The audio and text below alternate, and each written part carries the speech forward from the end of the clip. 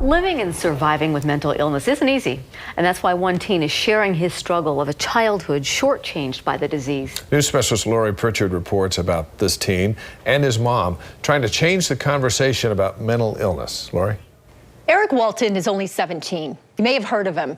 He was the anonymous, out-of-control son in a viral blog post his mother wrote titled, "I am Adam Lanza's mother." She wrote the post 4 years ago, right after 20-year-old Adam Lanza shot 26 students and staff members at Sandy Hook Elementary. Now the mother and son call themselves accidental advocates in the fight against the stigma of mental illness. I felt like I was trapped, like I no longer had control over my own body.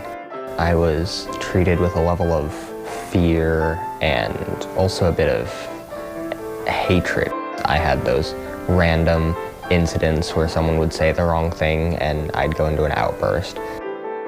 I remember after one of his very long tantrums, he was just cuddled up against me and crying, and he said, "Mom, I just want to be a zero. I don't want to be anymore." He was 4 years old and didn't want to live.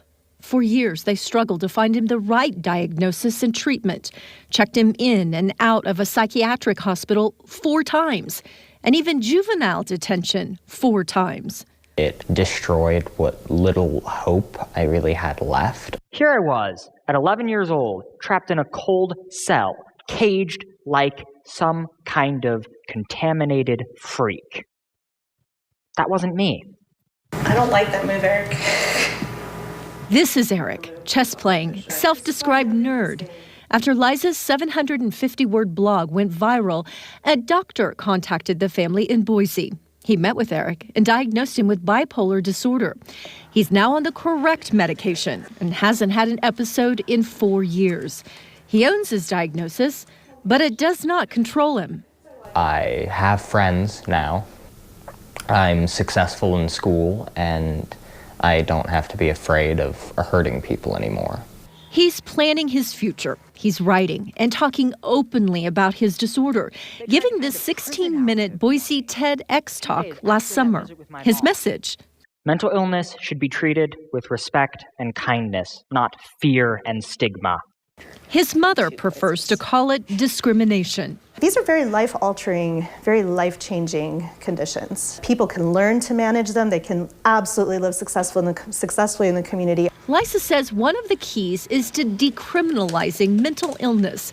She's written a book and travels the country, bringing mental illness out of the shadows. We have to get over that idea that people with mental illness are somehow bad or that they're somehow choosing that illness. Composing is now one of Eric's coping strategies, but he's not quite ready to call himself a success story. I would consider myself a current success, but my life is far from over. I'm still just a teenager. A teenager with a story to share. Lori Prichard, KSL 5 News. Lori, thank you. 1 in 3 people will struggle with mental illness in their lifetime. If you're looking for help, go to ldshospital.org/sharethestruggle and help us continue the conversation by using the hashtag #ShareTheStruggle in social media. We did